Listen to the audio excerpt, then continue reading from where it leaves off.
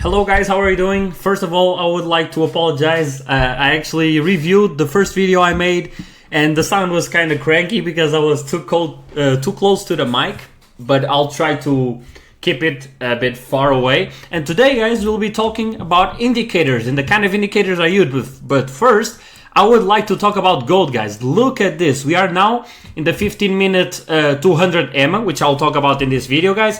And I mean, I literally just made 5% on my funded account. I literally just end on a breakup structure in one hour. I entered right here, guys, and I literally just close out my trade. Stop loss a little bit above the highs. Of course, it would invalidate my trade, guys. I literally just made 5% of my funded account. So 5K, I have a 100,000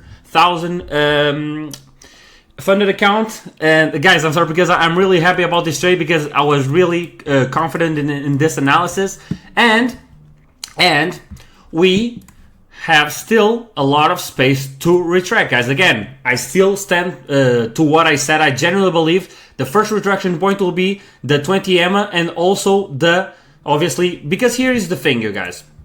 We have the 20 EMA, we have the 50% of the Fibonacci, and we also have a structural point. So for me, 4407 is the first like major retraction point that we can have, okay?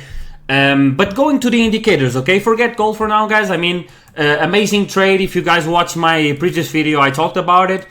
But now, we'll be talking about indicators and what kind of indicators I use. First one I talked in my previous video is our RSI. The RSI is the one I don't use the most. I just like to see, especially in gold, when we have like days like this, I usually use the RSI to see if the price is overbought or oversold, okay? And for that, let me just pull up my RSI. I have the I don't have the paid version, so I only use 2 because I use RSI in my phone. I prefer that, okay, guys?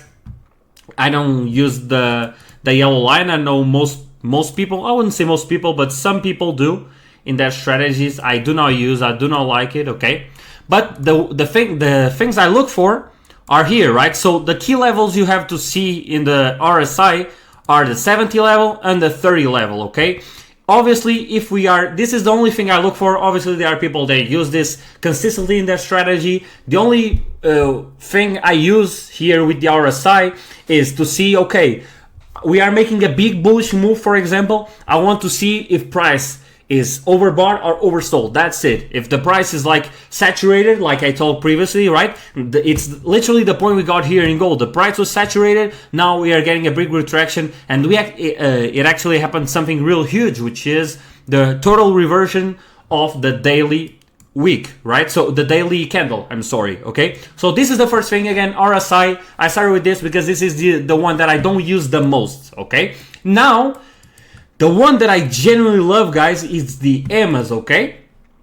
There are a lot of EMAs, right? A lot of people use different kinds of EMAs. The one I like is the 20, 50, 100, and 200. So moving EMA, right? Moving average. Basically, this is what it means. And basically, this is the movement of the price in a 20 candle time, right? 20, 50, 100, and 200 candles. So this is the average that the price moves in 20 candles, 50 candles, so 20 in the case of the red one, 50, 100, and 200. And what do these lines mean for me?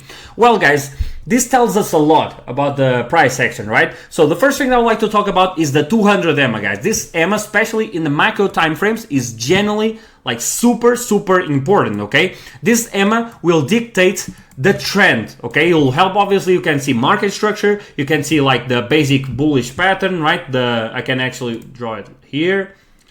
I don't use it much, but I think it's like a trend line, right? So you can just see this pattern, right? I know lower lows and higher highs, right? But this one, right, the 200 EMA will also help us to see the trend, right? So it marks the trend, especially in the macro time frames. This is the first thing I use the EMAs for. The second thing is EMAs in a lot of assets serve as support and resistance, guys. So as you saw, I actually talked about this at the beginning of the video. And this is what one thing, and actually I can use gold right now, guys. You see how gold went to the 200 EMA, and it might break, but it generally gave some kind of support, right? I say resistance, but it's not resistant. It's resistance in the sense of the English word of resistance. So it resisted, right? Not resistance, guys. Resistance is on top, support is on the bottom, okay? But as you can see, I use the EMAs, especially in the macro time frames, the bigger EMAs, so the smaller EMAs, so the 20 and 50. As you can see, in the 1 hour time frame, we are getting a rejection at the 50 EMA, which is, this is why I took like my trade out, because we obviously have some resistance here, right? Some support levels. This is the second thing I use the EMAs for, again, guys, so as support and resistance. And sometimes, guys, the asset, right, will utilize these EMAs in the accumulation zones, and as soon as we have a break, you see the EMAs go with the price, right? The third and last thing that I generally like about the EMAs is the break. So usually I use as an indicator and as a confluence if the 20 EMA breaks all the EMAs above. So let's say, let's go for an example, right? So I can go here in 4 hour. So in the 4 hour time frame, for example, as you can see, you have a good accumulation zone. So the price is utilizing the 200 EMA right here. And as soon as we have a break with the 20 EMA, as you can see, the price never stops, and usually it makes retractions and utilizes the 20 EMA so that it makes the continuation on the move. Okay, guys? So basically, these are the EMAs. Okay, let me just take the market structure. I made some structures here. It might be confusing. I don't like to watch my graphics so confusing. Okay. And the third and last indicator, guys, and this is something optional, but you guys that watch my content and like my videos and want to learn my strategy, I generally advise you to utilize it, okay? Even me that I'm experienced and I know where to enter the market, I utilize this indicator, which is basically our strategy inside an indicator, okay? Which is SMC, Smart Money Concepts. And what does this indicator give me? Well, guys, it gives me a lot of things, right? Let's start. I actually am going to put, 1 hour is enough, just for you to see all the concepts, okay, that the graphic gives us, right? So the first thing that I would like to talk about is the lows and the highs. So as you can see, we have here a weak high and a strong low. Basically what the indicator is saying, that we have a high that is more likely to be broken than a low, right? So the low is stronger. So the low is then a stronger structural point, right? This is really important to see. Second one is this SHOSH, okay? What is this SHOSH? Is change of character. This is not a break of structure per se, but the graph is like an orange in the traffic lights, you know, the orange. So be careful, is going to be red, right? But here is not going to be red. It is like, it can go red, you know, so it's advisable. Take care. The graph is changing its momentum. We might have a break of structure or an inversion on the, wouldn't say the trend, but the current state of the price. Okay, guys, this is what is SHOSH. Third thing is EQH, okay, which is equal highs, which is a basic indicator for the price to fall. We actually found a resistance.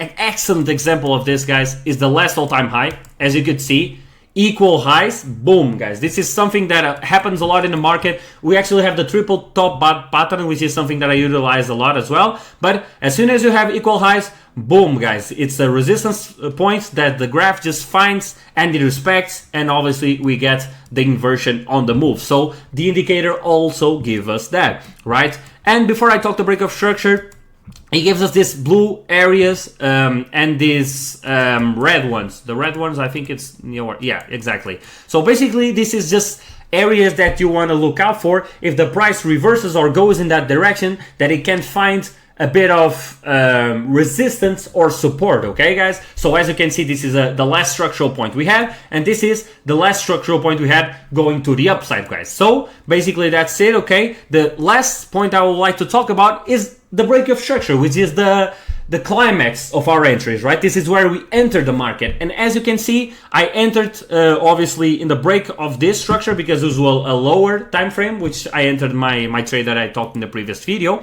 But as you can see, it gives us the breaks of structure. And these lines one right here are the bigger ones, okay, guys? This is where we have like the